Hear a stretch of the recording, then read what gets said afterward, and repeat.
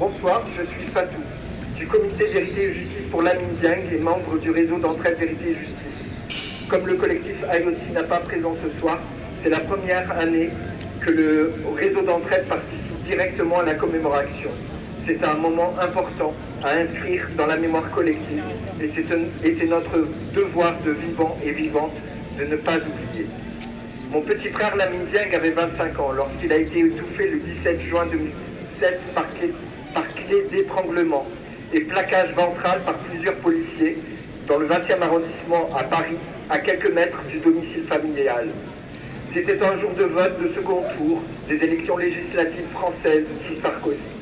Ces deux techniques d'immobilisation mortelle ainsi que le pliage ont été interdites dans plusieurs pays selon la loi, mais continuent à être utilisées par l'État policier dans les frontières, dans les quartiers, aux frontières, lors des déportations forcées, ce qui est appelé reconduite à la frontière, dans les CRA, les prisons, les manifestations, les lieux de vie. L'instruction judiciaire a duré 10 ans, 10 ans de violence judiciaire qui, pour se conclure sur un non-lieu définitif, sans ouverture de procès ni mise en examen des policiers qui l'ont tué. Au contraire, ils ont eu des promotions, des décorations, dans une impunité et un déni de justice systémique. Qu'est-ce que cela renvoie comme message, tant à travers la population qu'en faveur d'autres assassins sous couvert de l'État, des États? Après ce non-lieu définitif de la juridiction française, ma famille a déposé un dossier auprès de la CEDH en juin 2020. Cette cour a rendu sa décision. L'État français a reconnu sa responsabilité dans l'assassinat de Lamine en indemnisant la famille. La Cour européenne des droits de l'homme a statué sur deux articles, celui du droit à la vie et celui contre les tortures et les traitements inhumains et dégradants. Par cette reconnaissance, on a rendu justice à Lamine en rétablissant la vérité et en lui rendant sa dignité. Lamine repose en paix au Sénégal, auprès de nos grands-parents. Il repose sur le continent de nos ancêtres. Depuis l'assassinat de Lamine Dieng en juin 2007, il n'y a pas eu de place au deuil, car chaque vie volée, chaque vie brisée, chaque déshumanisation, chaque disparition, chaque injustice, chaque impunité, chaque pleur ravive cette blessure inguérissable. Chaque année depuis bientôt 18 ans, on rend hommage à Lamine et aux victimes d'hier et d'aujourd'hui, au-delà de nos frontières. Je n'oublierai jamais ces mots de nos parents. Mon père disait: ce n'est pas dans l'ordre des choses qu'un parent enterre son enfant. Et notre mère disait qu'elle ne serait jamais venue en France si elle savait qu'un de ses enfants allait y mourir dans les mains de la police. Lamine était sénégalais, il était français.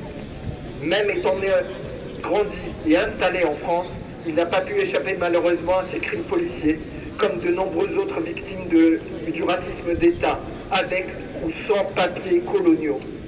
Lamine est une victime parmi tant d'autres victimes tuées, disparues forcées que nos familles proches n'oublions pas, nous n'oublions pas et nous ne pardonnons pas.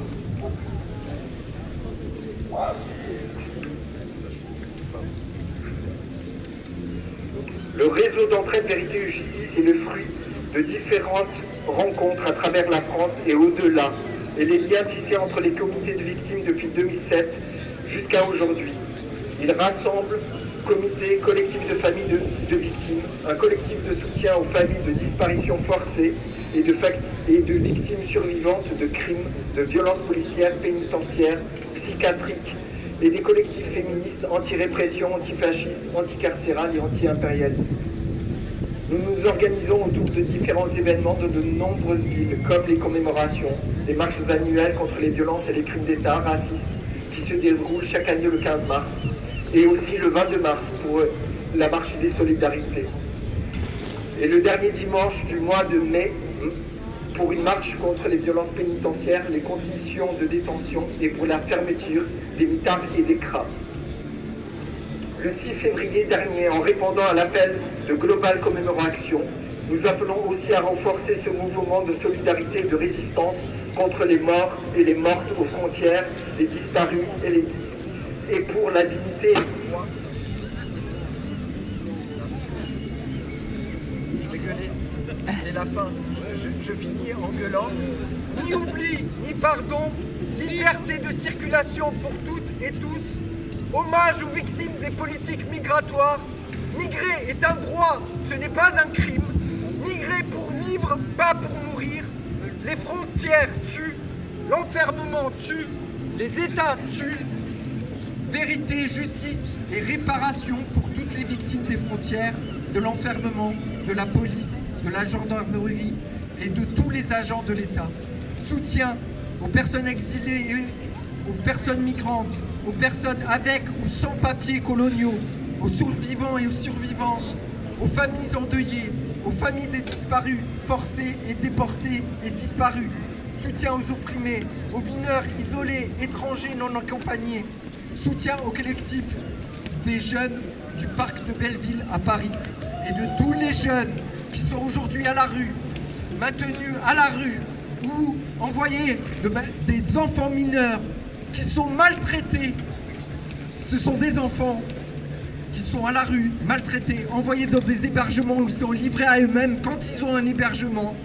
Et ça se passe en notre nom à tous et toutes, avec notre argent public, cette maltraitance institutionnelle. Merci.